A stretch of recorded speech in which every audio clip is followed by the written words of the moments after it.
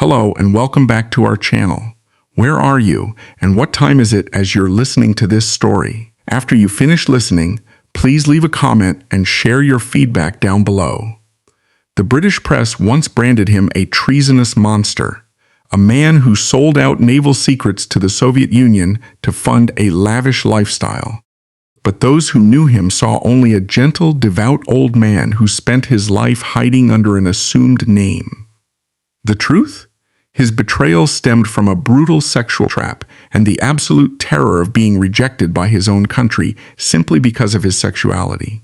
Britain in the early 1950s was a nation suffocating under the weight of post-war exhaustion and Cold War paranoia.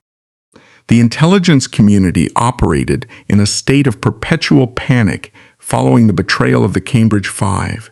The realization that men of high birth, educated at elite institutions, could harbor Marxist sympathies and dismantle the nation's security apparatus from within had severely damaged the government's confidence. But alongside the fear of Soviet infiltration ran another, equally destructive current of terror within the state apparatus. The criminalization of homosexuality was absolute. It was a society that demanded complete adherence to a rigid moral code, punishing any deviation with imprisonment, chemical castration, and total social annihilation. This systemic prejudice created a vast, underground population of men living in permanent fear of exposure. The state itself manufactured the very vulnerability that foreign intelligence services required to compromise British subjects. John Vassall stepped into this unforgiving landscape not as an ideological rebel, but as an unremarkable civil servant desperate for a secure place in a world that fundamentally rejected his existence. William John Christopher Vassall was born in London on September 20, 1924, into a family suspended awkwardly between middle-class respectability and financial ruin. His father, William Vassall, served as an Anglican chaplain at St. Bartholomew's Hospital. His mother, Mabel Andrea Sellex, was a nurse. On paper, they possessed the necessary aristocratic connections and the correct social pedigree. In reality, their lives were defined by constant anxiety. William lacked the temperament to hold down long-term employment, moving the family from one precarious situation to another. The fragile peace of the household shattered completely when Mabel converted to Catholicism. In the rigidly Protestant environment of the era, this religious schism was more than a private disagreement. It was a professional liability. The resulting tension destroyed William's position in Hendon and plunged the family into severe economic distress. John absorbed this instability early on. He was sent to Monmouth School, a boarding institution that promised to mold him into a proper English gentleman. It was within these confined walls, during his mid-teens, that he recognized the truth of his own sexuality. He knew, with absolute certainty, that he was a homosexual. He also knew that acting on this truth, or even acknowledging it publicly, would mean the end of his life as he knew it. He learned the art of concealment, a necessary survival mechanism that would later prove catastrophic. His time at Monmouth was cut abruptly short. By 1941, the family's finances collapsed entirely. At 16, he was pulled from school because his parents could no longer pay the fees. This forced departure was a profound humiliation, cementing a deep-seated insecurity and a lifelong, desperate need to prove his worth and climb the social ladder that had just kicked him off. His entry into adulthood offered no grand opportunities. He took a position as a junior clerical worker at the Midland Bank, a soul-crushing job that offered only anonymity and a meager wage. When the Second World War escalated, he enlisted in the Royal Air Force. During the war, he served in the Royal Air Force as a photographer. In the isolated confines of a military darkroom, he mastered the exact mechanics of exposure and film processing, skills he would later weaponize against British naval security. In 1948, with the war over and the economy struggling to recover, Vassall sought the safety of government bureaucracy. He secured a job as a clerical officer at the British Admiralty. He was a low-level functionary in an organization obsessed with hierarchy and tradition. The post-war civil service was a fortress of class privilege. Men who had attended Eton and Oxford walked the halls with an inherited ease, speaking in codes of shared experience. Vassall, with his aborted Monmouth education and his Midland Bank resume, was an outsider. He wore the correct suits, bought second-hand or on strict credit, and maintained an agonizingly polite demeanor, but he remained invisible.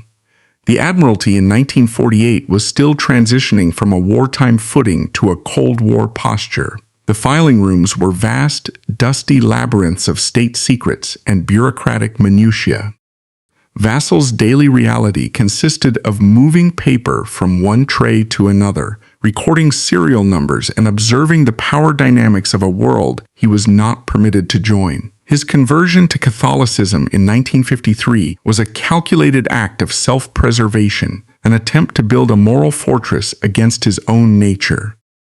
The church offered rigid rules, a demanding liturgy, and a community bound by strict dogma. He attended Mass regularly, seeking a spiritual purge. Yet the brutal reality of his physical and emotional isolation remained untouched by the sacraments. He was a young man living in a society that actively hunted men like him. The police utilized plainclothes provocateurs in public restrooms and parks, actively entrapping homosexuals. The newspapers published the names and addresses of those arrested, ensuring their complete destruction. This was the suffocating atmosphere of London for John Vassall. Every glance had to be measured, every friendship heavily guarded. The psychological toll of this constant vigilance was immense. He was a man holding his breath. The meager civil service salary barely sustained him, and the crushing loneliness of his double life took a heavy toll. He needed an escape, he needed money, and above all, he needed to belong to something greater than a filing cabinet in London. Late in 1953, an internal memo circulated regarding an open position. The Admiralty needed an assistant to the Naval attaché at the British Embassy in Moscow. It was a hardship posting, deep in hostile territory. For the Admiralty, sending a single man like Vassall made perfect financial sense. Without a wife or children, he did not require the expensive allowances for family housing or education that married officers demanded. For Vassall, the rationale was entirely different. Moscow represented a clean break. It was a chance to escape the oppressive, familiar streets of London and the constant, low-level panic of his daily life. He convinced himself that a new city, far removed from the watchful eyes of the British establishment, might offer a reprieve. He submitted his application, completely unaware that he was volunteering to walk directly into the most sophisticated intelligence trap of the 20th century. Moscow in early 1954 was a city locked in ice and paranoia. The death of Joseph Stalin a year earlier had not thawed the Cold War.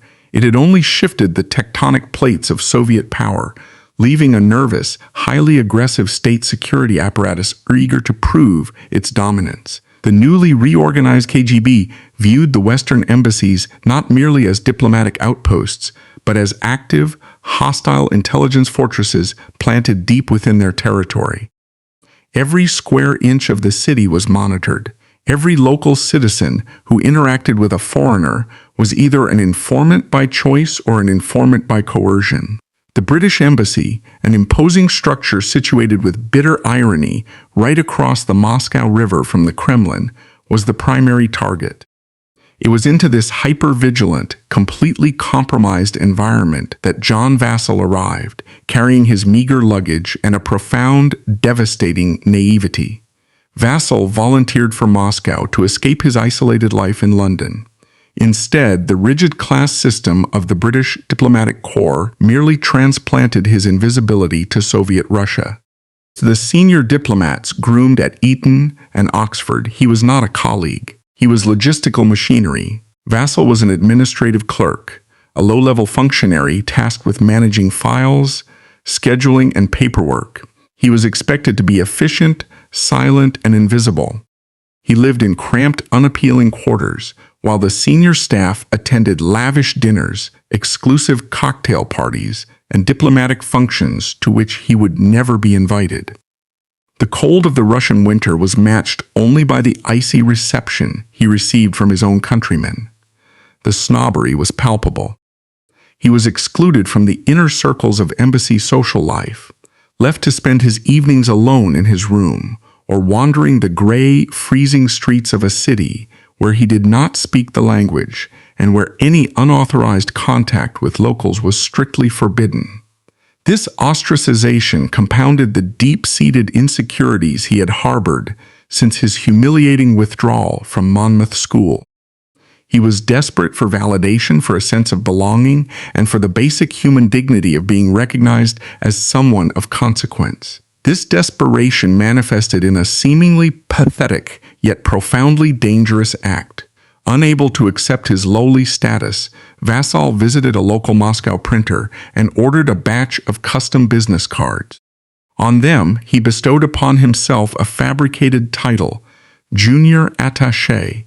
It was a rank that did not exist within the British diplomatic hierarchy. It was a lie printed on cardstock, a fragile shield against his own insignificance. He began handing these cards out to minor officials from other embassies and local contacts he managed to meet. He thought he was projecting importance. In reality, he was broadcasting his exact vulnerabilities. The KGB watchers assigned to monitor the embassy staff did not miss this detail. Soviet intelligence did not merely observe actions, they analyzed psychology.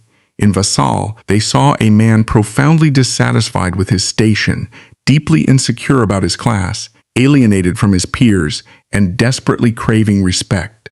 Further surveillance quickly uncovered his other, far more dangerous secret. They identified his homosexuality. In the Soviet Union, under Article 121 of the Criminal Code, homosexuality was a severe crime punishable by years in the brutal Gulag labor camps. The KGB recognized that Vassall possessed the perfect combination of traits for exploitation. He was socially isolated, psychologically fragile, and living in constant, paralyzing fear of a criminal secret. The target was acquired. The operation was authorized. The instrument of Vassall's destruction was a man named Zygmunt Michalski. Michalski was a Polish national employed directly by the British Embassy. On paper, he was an interpreter, a local fixer hired to help the British diplomats navigate Soviet bureaucracy, translate documents, and arrange logistics. In reality, he was a controlled asset of the KGB, a swallow deployed specifically to identify and groom vulnerable embassy personnel. Michalski was charming, fluent in English, and possessed an easy, confident demeanor that instantly disarmed the anxious British clerk. Michalski bypassed threats entirely, offering the exact currency Vassall had been starving for: friendship and validation. He treated Vassall with respect, addressing him without the sneering condescension of the British diplomats. He asked for his opinions. He offered to show him the real Moscow, away from the sterile, heavily monitored diplomatic zones. For Vassall, Michalski was a lifeline. He eagerly accepted the invitations to dinners, theater performances, and quiet drinks. Michalski became his guide, his confidant, and his only source of human warmth in a freezing city. The grooming process was slow, deliberate, and masterful.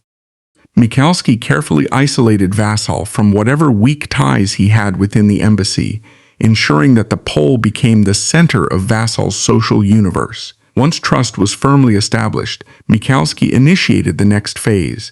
He slowly introduced Vassall to Moscow's hidden, deeply underground homosexual subculture. This was a terrifying world. To be gay in Moscow in 1954 was to live under the constant threat of state violence. Yet, Michalski navigated it with apparent ease, introducing Vassall to a network of men who met in secret, carefully vetted locations. For a brief, illusory moment, Vassall felt a sense of belonging he had never experienced in London. He felt safe because he believed Michalski was sharing the risk. The shared danger of their illegal sexuality created a powerful, false bond of solidarity. Vassall believed he had finally found a community where he could drop his guard. He was entirely unaware that every man he met, every location he visited, and every conversation he had was orchestrated by Soviet state security. He was walking deeper into a meticulously constructed labyrinth, and Michalski was sealing the exits behind him. By October 1954, the KGB decided the trap was fully prepared. The environment was controlled, the target was compliant, and the leverage required was absolute. Michalski approached Vassall with a special invitation. He spoke of an exclusive private dinner party, a rare opportunity to socialize freely away from the prying eyes of the authorities. It was to be held in a private dining room at the Hotel Berlin, an establishment known to be heavily frequented and monitored by the KGB, though Vassall was oblivious to this fact. Eager to please his only friend and excited by the prospect of an evening without the suffocating vigilance of his daily life, Vassall accepted. He arrived at the Hotel Berlin dressed impeccably, armed only with his profound naivety. The private room was warm, the atmosphere deliberately relaxed. There were several other men present, introduced by Michalski as trusted friends. The table was loaded with rich food and an abundance of alcohol. The strategy was simple: lower his inhibitions, disorient him, and strip away his defenses. The men aggressively poured him drinks, encouraging him to keep pace with Russian hospitality. Vassall, desperate to fit in and fearful of causing offense, drank heavily. The alcohol took its toll, blurring his senses and slowing his reactions. But the KGB was not relying on drunkenness alone. At some point during the evening, when Vassall was distracted, a powerful narcotic was slipped into his glass. The transition was terrifying. Vassall realized with sudden, sickening clarity that the room was spinning violently out of control. The sluggishness of alcohol was replaced by a heavy, paralyzing weight. His motor functions began to fail. He tried to stand, to speak, to assert some measure of control over his failing body, but the drug had taken total command. He was conscious enough to feel the terror, but entirely incapable of resisting it. What followed was a sequence of calculated, clinical violence. The facade of the dinner party instantly vanished. The men in the room, operatives executing a precise directive, moved with brutal efficiency. Vassall was dragged from the dining area into an adjoining bedroom. He was violently stripped of his clothing. In a heavily intoxicated and semi-paralyzed state, he was manipulated into compromising sexual acts with the men present, while the rhythmic explosions of a camera flash documented the assault. They ensured that Vassall's face was clearly visible, his degradation absolute, and his participation, however forced, permanently recorded on film. The operation was a calculated weaponization of trauma, designed to systematically destroy his agency and forge unassailable leverage. When Vassall awoke hours later, the physical agony was matched only by the shattering psychological horror of his reality. He was alone in the room. The men were gone. Michalski was gone. He dragged himself from the bed, his body battered, his mind fractured by the drug and the assault. He dressed in a state of blind panic and fled the Hotel Berlin. The following days were a descent into unmitigated terror. He waited for the police to arrive at the embassy. He waited for his superiors to summon him. He waited for the inevitable public destruction, yet nothing happened. The KGB employed a devastating psychological tactic: silence. They let the trauma fester. They allowed Vassall's own mind to torture him with the anticipation of ruin. Michalski distanced himself, adopting a cold professional demeanor when they crossed paths at the embassy. Vassall was left completely isolated, trapped in a nightmare he could not share with anyone. To report the assault to his British superiors meant confessing to homosexual activity, which would result in immediate dismissal, a criminal trial, and a prison sentence in the UK. The British establishment offered no protection for a victim like him. It only offered prosecution. He was trapped between the ruthless machinery of Soviet intelligence and the unforgiving morality of his own government. He chose silence, a choice born of absolute terror. Months passed. The crushing weight of the secret began to normalize into a permanent state of dread. Just as Vassall began to desperately hope that the incident at the Hotel Berlin was a horrific anomaly that might go unpunished, the KGB struck. He was contacted and directed to a discreet meeting. The atmosphere was no longer friendly. It was clinical and authoritative. The Soviet operatives did not waste time with pleasantries. They slid a manila envelope across the table. Inside were the photographs from the Hotel Berlin. They were high quality, explicitly detailed, and utterly damning. The ultimatum was delivered with chilling simplicity. The KGB demanded his cooperation. If he refused, the photographs would be mailed directly to his superiors at the Admiralty, ensuring his immediate firing and criminal prosecution under British law. Copies would be sent to the London tabloids, destroying his reputation publicly and permanently. Most devastatingly, they threatened to send the images to his elderly, deeply religious parents, guaranteeing their complete social and emotional destruction. The trap had snapped shut. There was no negotiation, no appeal, and no escape. The state that he served would destroy him if they saw the photos. The state that held the photos would destroy him if he refused. Confronted with the absolute annihilation of his life, his career, and his family, John Vassall's resistance collapsed entirely. The terrified, isolated clerk looked at the photographs that documented his own violation, and he surrendered. He agreed to become a spy for the Soviet Union. The immediate aftermath of a broken will is rarely a sudden, dramatic plunge into high treason. It is a slow, methodical conditioning. The KGB did not instantly demand the blueprints to the British fleet. They understood that Vassall, though terrified and compliant, was still a novice.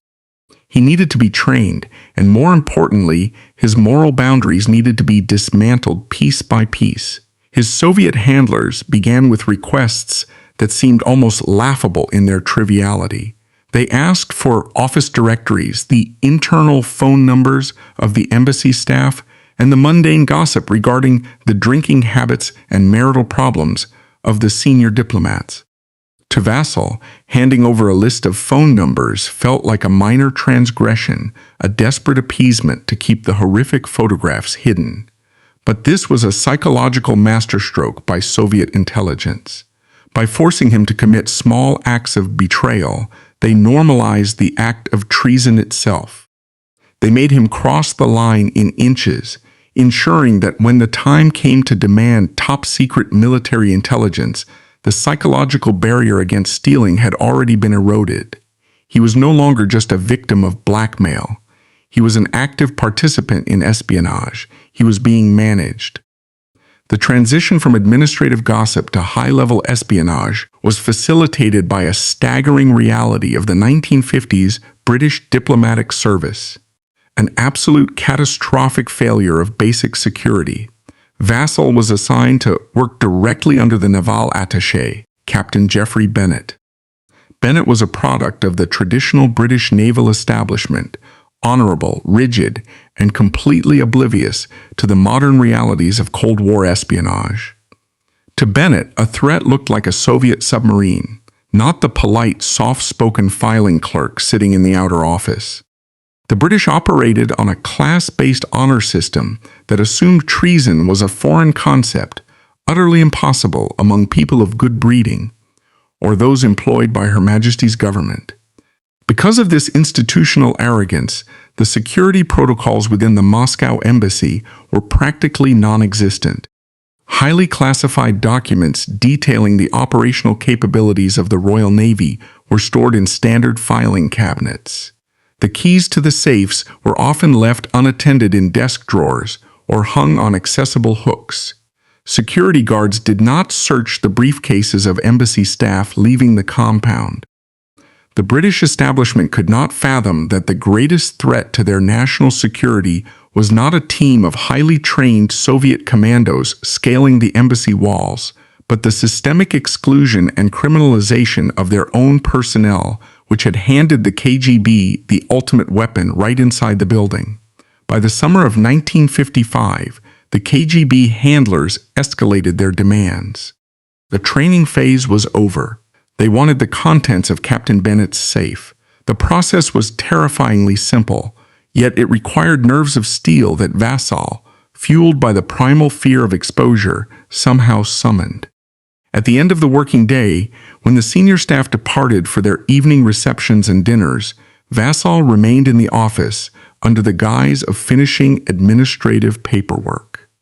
Once alone, he simply retrieved the keys, opened the safes, and selected the documents his handlers had requested. He placed these top-secret files directly into his standard-issue leather briefcase. He locked the safe, put on his coat, and walked out the front door of the British Embassy in Moscow. No alarms sounded. No guards stopped him. He walked past the Soviet police stationed outside, who were fully aware of his identity and his mission, and proceeded to a prearranged rendezvous point. The meetings took place in the labyrinth of Moscow's streets, often in the freezing cold. He would hand the briefcase to his handler and wait. The KGB operated with brutal efficiency. They took the documents to a safe house, rapidly photographed every page, replaced the documents in the exact order they had been found, and returned the briefcase to Vassall a few hours later. The next morning, Vassall would arrive at the embassy early, open the safe, and replace the files before Captain Bennett or any other senior officer arrived for work. The theft was completely invisible. There were no missing pages, no forced locks, no signs of intrusion. The volume and the quality of the intelligence Vassall handed over during this period were devastating. This was not the era of abstract political theory. This was the height of the naval arms race. The Soviet Union was desperately trying to modernize its fleet to counter the dominance of the British and American navies. Vassall provided them with exactly what they needed. He smuggled out detailed assessments of British radar technology, the operational limits of the latest torpedoes, and the highly classified tactical manuals for anti-submarine warfare.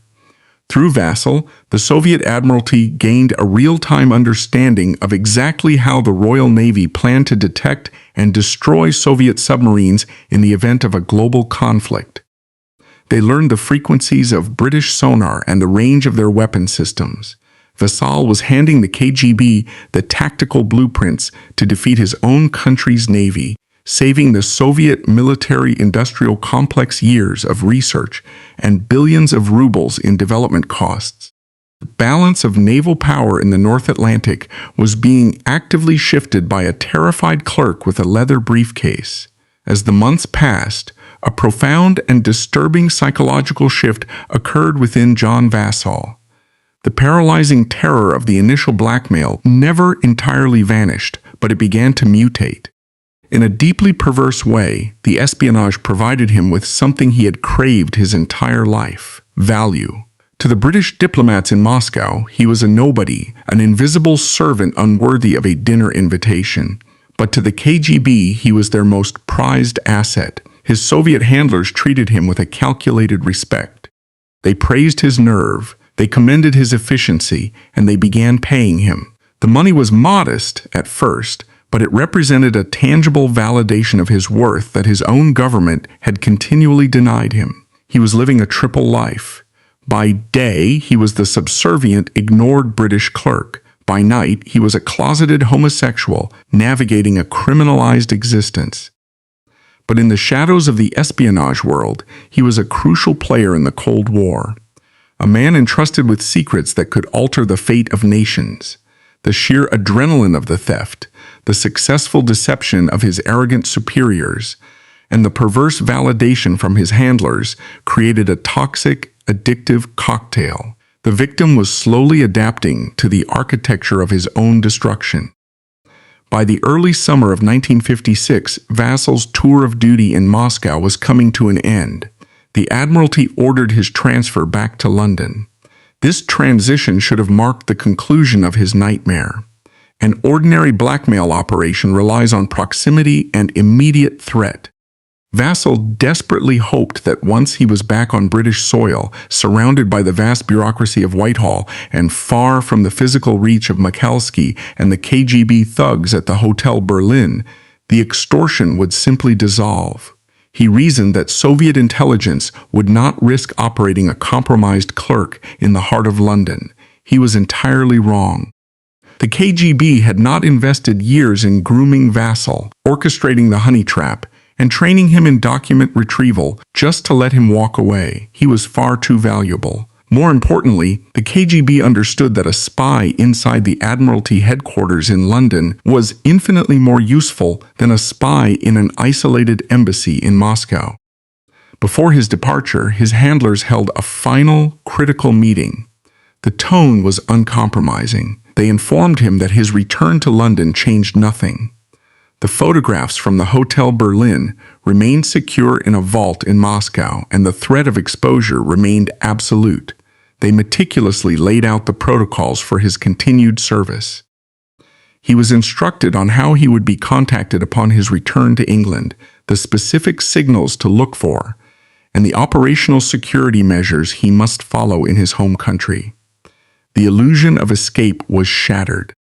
As John Vassall packed his bags in the summer of 1956, preparing to leave the freezing isolation of Moscow for the damp familiarity of London, the full, crushing weight of his reality descended upon him.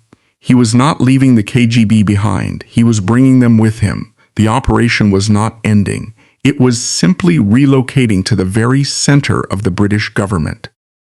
He boarded the flight home not as a returning civil servant, but as a fully operational, deeply compromised agent of Soviet intelligence, preparing to strike at the heart of an empire that still refused to see him.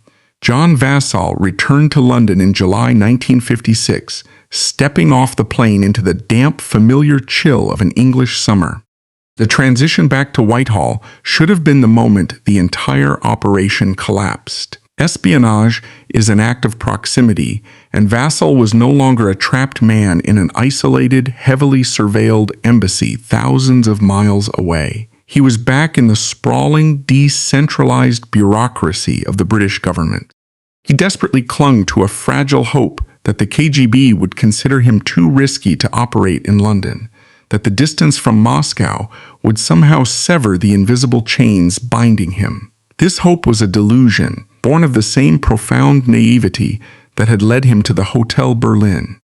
The Soviet intelligence apparatus did not operate on geography. It operated on leverage, and their leverage over Vassall was absolute. His new assignment placed him directly inside the Naval Intelligence Division at the Admiralty. He was now working in the nerve center of British naval power. The promotion required a higher level of security clearance, a system recently implemented known as positive vetting. In theory, positive vetting was a rigorous, deeply invasive background check designed to systematically root out the exact type of vulnerabilities that led to the Cambridge 5 defections. In practice, when applied to a man of Vassall's specific background, it became a masterclass in institutional incompetence and aristocratic blindness. The vetting process was handled by security officers like E.S. Sherwood, men who were products of the exact same class-obsessed culture that defined the rest of the establishment. The procedure was astonishingly superficial. Standard intelligence protocols dictated that an agent, returning from a hostile environment like Moscow, should be subjected to intense debriefing and a microscopic examination of their contacts and behavior abroad. The vetting officers did none of this. They never contacted Vassall's former superior in Moscow, Captain Geoffrey Bennett, to inquire about his conduct. They never checked his bank records. They never cross-referenced his movements. Instead, they relied on character references and superficial interviews. When they spoke to Vassall's neighbors, one made a specific, highly pointed remark, noting that the young clerk showed little interest in the opposite sex. In the hyper-paranoid atmosphere of the 1950s Lavender Scare, this phrase was not a casual observation. It was a blaring klaxon. It was the precise euphemism used to identify a homosexual man, the exact vulnerability the vetting system was designed to detect. The security officers ignored it entirely. They looked at Vassall's file and saw the son of an Anglican clergyman. They saw a man who dressed conservatively, spoke with the correct middle-class diction, and possessed an outwardly respectable family tree. Their ingrained class prejudice acted as a blindfold. They simply could not conceive that a quiet, well-mannered English boy from a religious family could be a degenerate, let alone a Soviet spy. Vassall was granted full clearance. Astonishingly, due to bureaucratic delays, he was even given access to highly classified nuclear intelligence before the deeply flawed vetting process was even officially completed.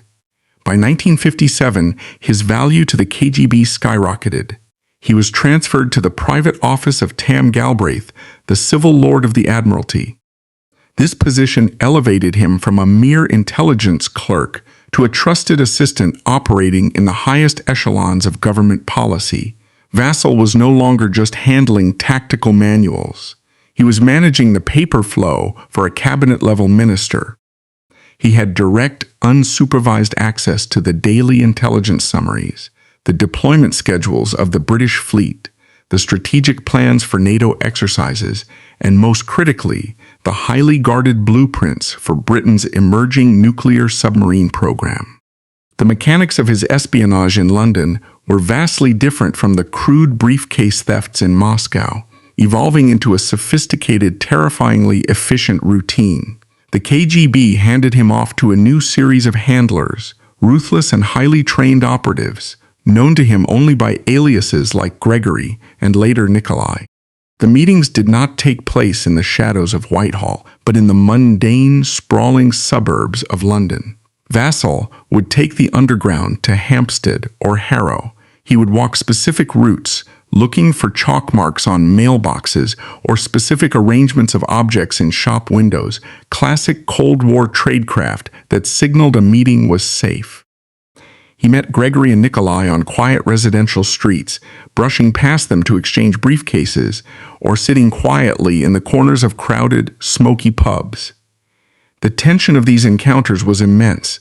Vassall was carrying documents that, if discovered, would result in decades of imprisonment. Yet the sheer audacity of the operation seemed to protect him. Nobody in a busy suburban pub paid any attention to the well-dressed civil servant sharing a quiet pint with a foreign businessman. To increase his efficiency and minimize the risk of being caught transporting actual government files, the KGB supplied Vassall with specialized equipment. They gave him a miniature Minox camera and later a more sophisticated Exacta camera, training him on how to use them with specialized document copying film. Vassall's teenage years spent developing film in the Royal Air Force darkrooms had finally found their lethal application. He began taking the documents home. His home was no longer a cramped clerk's flat.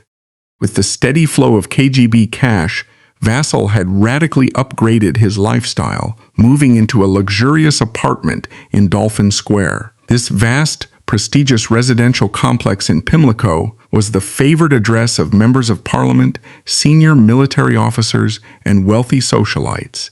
It was the physical embodiment of the elite establishment. Here, behind the heavy oak doors of his expensive apartment, Vassall established a covert darkroom. He would return from the Admiralty, lock his doors, and spend hours meticulously photographing the nation's most guarded secrets, page by page, under the glare of a specialized copy stand. The financial reality of his life at Dolphin Square was a glaring, flashing warning sign that the British government chose to actively ignore. Vassall was living a life of extreme, conspicuous consumption. He was a clerk earning a meager official government salary of £750 a year, yet his annual expenditures was conservatively estimated at over £3,000.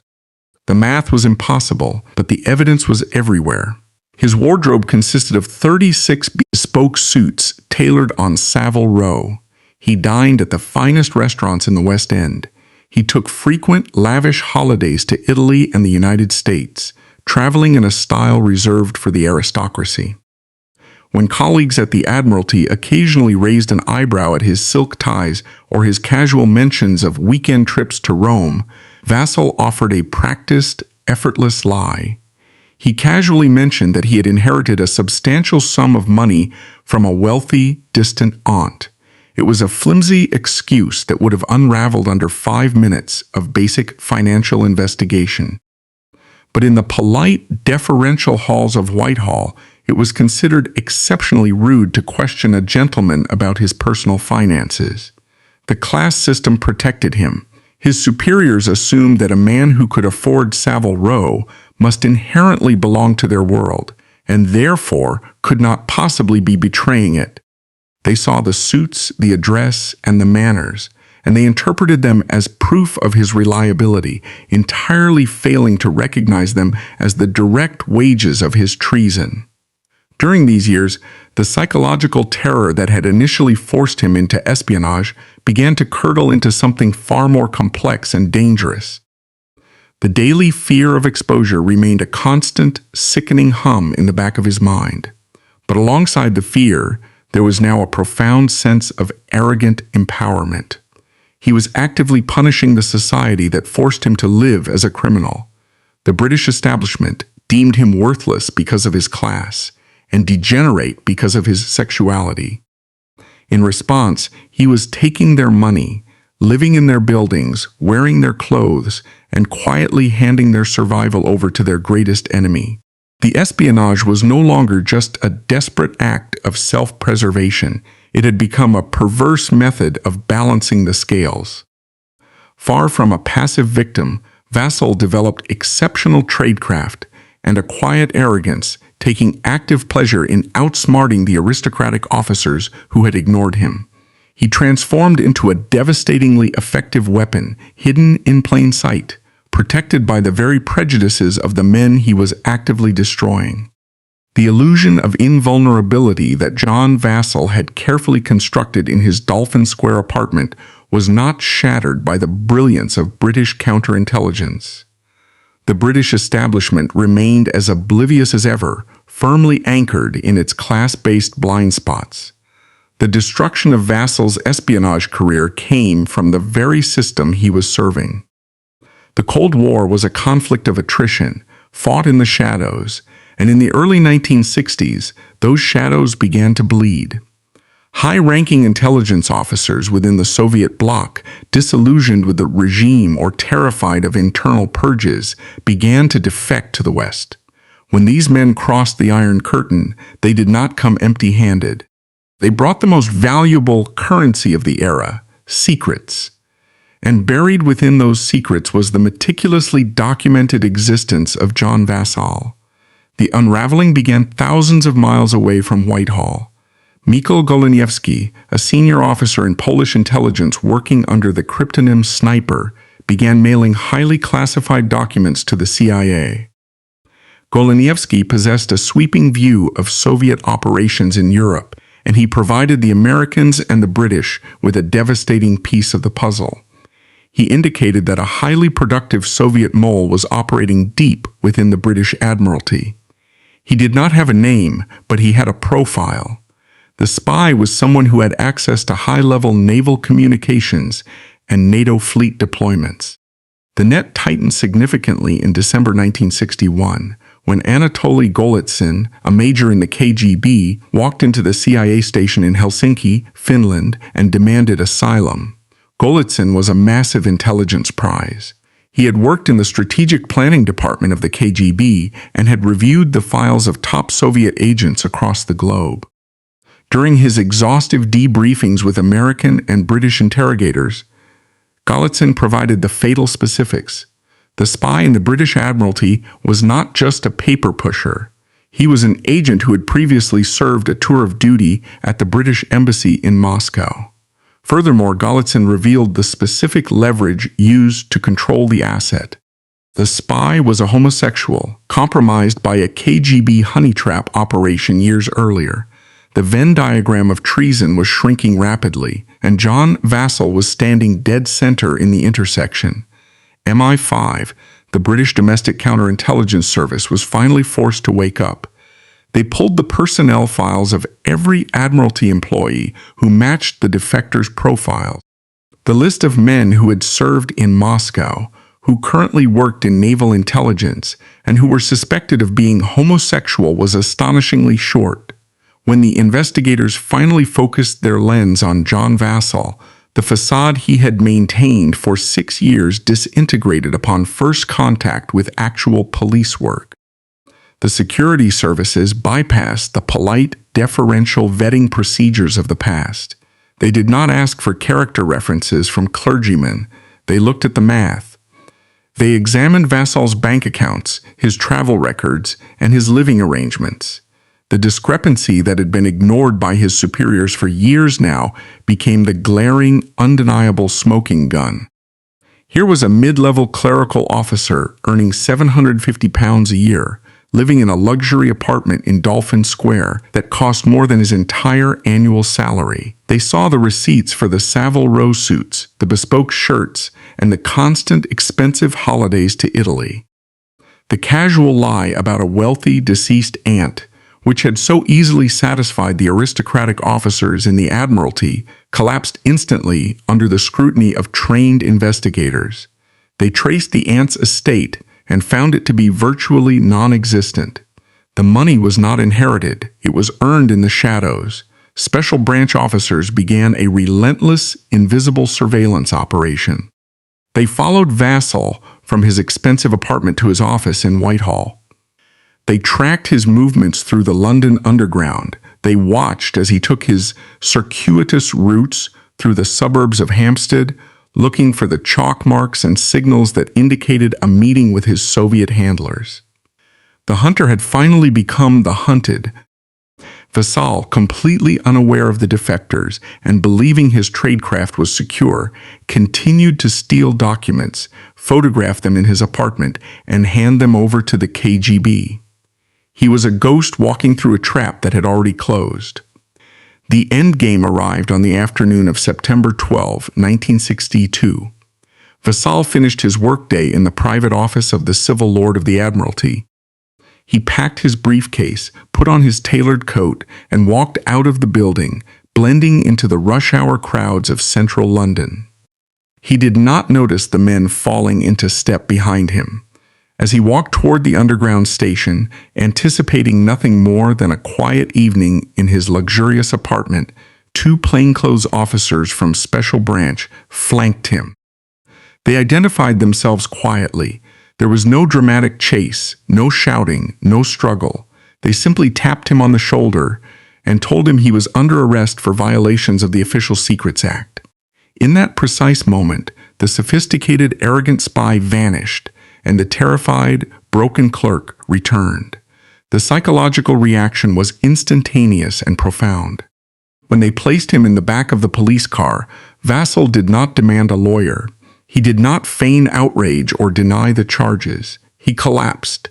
Decades of paralyzing fear, of looking over his shoulder, of anticipating the heavy knock on the door, evaporated in a single breath. The nightmare of anticipation was finally over, replaced by the cold reality of capture. The overwhelming emotion he felt sitting in the back of the police cruiser was not defiance, but an absolute crushing relief. Before the car even reached Scotland Yard, the dam broke. Vassall began to confess. He poured out the details of his espionage, the dead drops, the cameras, the handlers. He surrendered completely to the authorities, seeking an end to the suffocating pressure of his double life. He wanted the secret out. He wanted the terror to stop. He detailed his theft of the radar blueprints, the torpedo manuals, and the nuclear submarine schedules. Yet, even in his total surrender, there remains a chilling historical debate regarding the exact nature of his capture. Intelligence analysts and historians have long studied the timeline of the defectors and the sudden precision of the MI5 investigation. A persistent theory suggests that the KGB, fully aware through their own counterintelligence that the British were hunting a mole in the Admiralty, deliberately served John Vassall up on a silver platter. Vassall was highly productive, but he was ultimately an expendable clerk. His reckless spending and flamboyant lifestyle made him a liability. The theory posits that Soviet intelligence intentionally allowed the clues pointing to Vassall to slip through the cracks, sacrificing him to satisfy MI5 and the CIA. By burning their clerk, the KGB created a massive, highly public distraction, deliberately shielding a much higher ranking, far more valuable asset operating deeper within the British naval establishment. Whether he was caught by British diligence or sacrificed by Soviet calculation, John Vassall's war was over. But the shockwave of his arrest was about to tear the British government apart. In October 1972, the heavy steel doors of Durham prison opened, and a ghost stepped out into the freezing northern English air. John Vassall had served 10 years of his 18-year sentence. He was 48 years old, physically diminished, and entering a world that was entirely alien to the one he had left behind in the back of a police car a decade earlier. The London he remembered was a city of rigid post-war conformity, defined by bowler hats, suffocating class deference, and a pervasive, paralyzing moral terror. The London he returned to was a city transformed by the cultural revolutions of the late 1960s. The Beatles had come and gone. The youth culture had dismantled the old deference. And, most profoundly for Vassall, the Sexual Offences Act of 1967 had decriminalized the very essence of his identity. The psychological whiplash was immense. He was a free man in a society that no longer hunted homosexuals with the ruthless, state-sponsored machinery that had defined his youth. Yet, this legal liberation offered him no personal salvation. The law had changed, but his conviction remained. He was permanently branded by the British press as the ultimate traitor, the degenerate who sold out the nuclear fleet to finance a wardrobe of silk and tweed. To survive in this new world, John Vassall understood that the man he used to be had to be completely eradicated. The flamboyant civil servant of Dolphin Square was dead. He adopted a new name, John Phillips. It was a perfectly ordinary, unremarkable name, chosen specifically for its ability to deflect attention. He moved quietly into a modest lodging, stripping away all remnants of his former conspicuous The bespoke Savile Row suits were a memory. He dressed cleanly but cheaply, blending seamlessly into the gray background of everyday London life. The government, eager to wash its hands of the entire embarrassing saga, provided minimal assistance, leaving him to navigate his reintegration alone. Finding employment as an infamous, convicted spy was an almost impossible task, but Vassall possessed one undeniable skill: he was a meticulous administrator. In a twist of profound, almost literary irony, the man who had systematically plundered the filing cabinets of the British Admiralty secured a clerical position at the British Records Association. He later moved on to administrative work at a London law firm. He sat at a small desk, managing files, organizing archives, and ensuring that documents were routed to their correct destinations. He was surrounded by paper, exactly as he had been in Moscow and Whitehall. His new colleagues knew him only as John Phillips. They found him to be a deeply quiet, fastidious, and unerringly polite older gentleman. He was the first to arrive, the last to leave, and always willing to take on the mundane tasks that others avoided. He never spoke of his past, never mentioned his family, and deflected any personal questions with a gentle, practiced evasion. He was, by all accounts, a model employee and a kind soul. It would often take months, and in some cases years, for his co-workers to discover the truth. The revelation usually came by accident, a recognized photograph in an old newspaper, or a slip of the tongue by someone who knew his history. When his colleagues finally realized that the gentle, soft-spoken clerk brewing their tea was the notorious Soviet spy John Vassall, the reaction was rarely anger or fear. It was invariably profound shock and intense cognitive dissonance. They could not reconcile the monstrous caricature created by the 1960s tabloids with the fragile, damaged man sitting in their office. The newspapers had promised them a predatory, treasonous villain. Instead, they found a broken man who seemed to carry a permanent, invisible weight. Most of his colleagues, recognizing his fundamental humanity and the quiet dignity with which he conducted himself, chose to say nothing, allowing him to maintain the fragile peace of his assumed identity. But the peace of John Phillips was a facade built over a deep, unresolved trauma.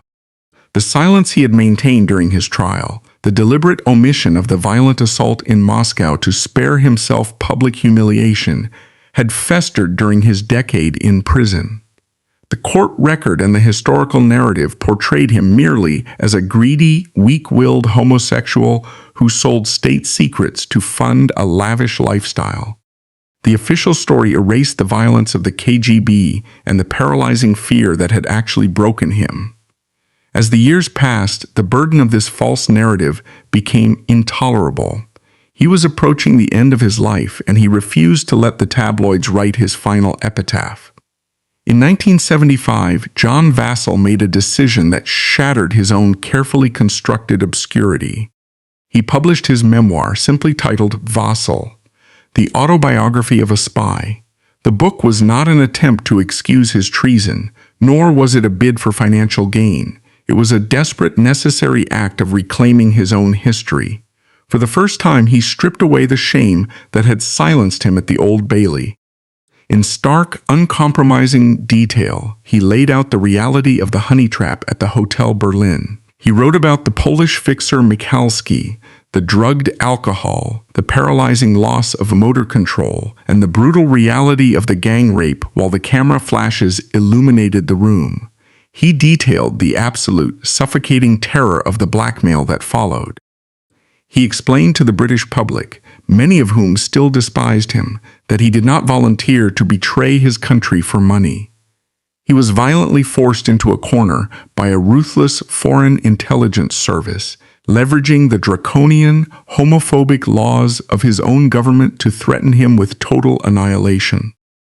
The money and the lavish lifestyle at Dolphin Square came later, a perverse psychological compensation for a man who felt his life was already over. The publication of the memoir was met with a mixed reception. Some critics dismissed it as the self-serving justifications of a convicted traitor. But for historians and intelligence analysts, it was a crucial, devastating missing piece of the Cold War puzzle. The book forced a reckoning with the brutal mechanics of Soviet espionage and the lethal consequences of British systemic prejudice. It laid bare the absolute hypocrisy of a government that demanded loyalty from its citizens while actively hunting them, driving them directly into the hands of the enemy. Vassall did not ask for forgiveness in his pages, he asked for context. He wanted the world to understand that before he was a spy, he was a victim. Having finally spoken his truth, Vassall retreated back into the shadows. He lived out his remaining 2 decades in extreme privacy. He remained a devout Catholic, attending Mass regularly, finding whatever spiritual solace he could in the rituals of his faith. He had no long-term partner, no children, and few close friends. The isolation that had defined his early life in Moscow returned in his twilight years in London. He was an artifact of a bygone era, a living ghost, haunting the edges of a city that had long since forgotten his face. On the morning of November 18, 1996, John Vassall boarded the number 73 bus in central London. He was 72 years old. As the bus navigated the busy, rain-slicked streets, winding through a city vastly different from the one he had once betrayed, his heart simply stopped. There was no dramatic assassination, no final confrontation with counterintelligence officers, and no press photographers waiting at the bus stop. He slumped in his seat and died quietly, surrounded by strangers who had no idea they were riding alongside one of the most destructive spies in British naval history. His body was removed from the bus and processed through the standard anonymous machinery of the city morgue. The death of John Phillips, retired administrative clerk, did not trigger any alarms. He slipped out of the world with the same invisibility he had desperately craved throughout his life. It took nearly 3 weeks for an investigative journalist, reviewing routine death certificates, to connect the name John Phillips back to William John Christopher Vassall. Only then did the small, buried obituaries appear in the back pages of the London broadsheets. The architect of a major Cold War crisis, the man who had nearly brought down the Macmillan government, died in total obscurity, his passing registering as nothing more than a minor administrative footnote. The death of John Vassall in 1996 did not close the book on his legacy. Rather, it allowed historians to finally pry the narrative out of the hands of the sensationalist tabloids and subject it to the cold, unforgiving light of historical analysis. For decades, the established narrative was simple and rigidly enforced. Vassall was a weak, greedy degenerate who willingly sold out his country's nuclear fleet to finance a life of silk shirts and lavish holidays. He was the villain in a straightforward Cold War morality play.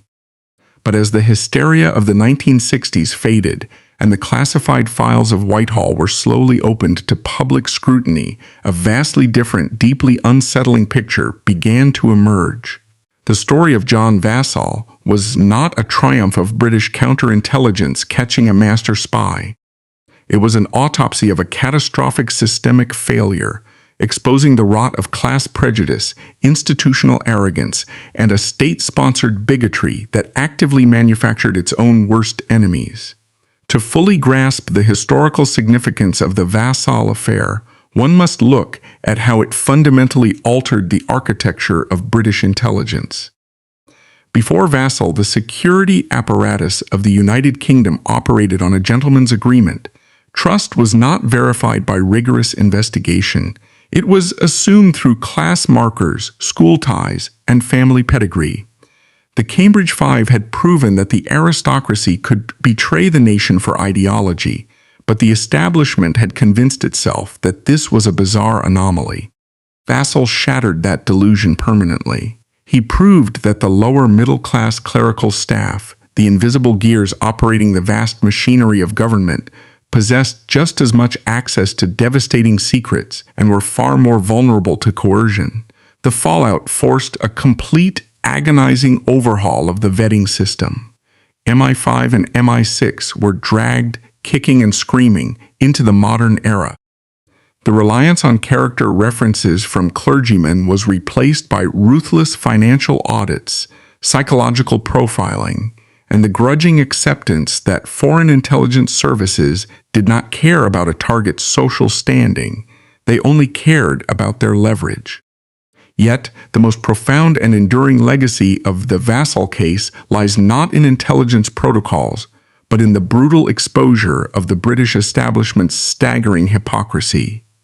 History demands that we place John Vassall's punishment side by side with the treatment of another British official compromised by the KGB during the exact same era. Sir Geoffrey Harrison was the British ambassador to Moscow in the late 1960s, a man occupying one of the most sensitive and powerful diplomatic posts in the world. Like Vassall, Harrison was targeted by Soviet intelligence. Like Vassall, he fell into a carefully orchestrated honeytrap, compromised by a female KGB swallow working as a maid in the embassy. And like Vassall, he was secretly photographed in a highly compromising position, setting the stage for devastating blackmail. But this is where the parallels violently diverge, revealing the corrupt moral arithmetic of the era. When Sir Geoffrey Harrison realized he was trapped, he confessed to his superiors. He was a heterosexual man of high birth, a knight of the realm, and a senior diplomat. The British establishment immediately closed ranks to protect him. There was no dramatic arrest on the street. There was no public trial at the Old Bailey. There was no 18-year sentence in a maximum security prison. Harrison was quietly recalled to London to avoid a public scandal. He was allowed to keep his knighthood, and he was gently ushered into retirement with a full, taxpayer-funded government pension. The state protected its own. John Vassall, however, lacked the shield of class privilege and possessed the wrong sexuality. He was not a knight, he was a clerk. He was not seduced in a consensual affair. He was drugged and brutally gang-raped. Yet, the establishment that protected Sir Geoffrey Harrison threw John Vassall entirely to the wolves. They allowed the press to destroy him. They allowed a judge to sentence him to nearly 2 decades behind bars. and they used his case as a justification to launch a ruthless purge of hundreds of other homosexual civil servants. The contrast is sickening. It proves conclusively that Vassall was not punished simply for the act of espionage.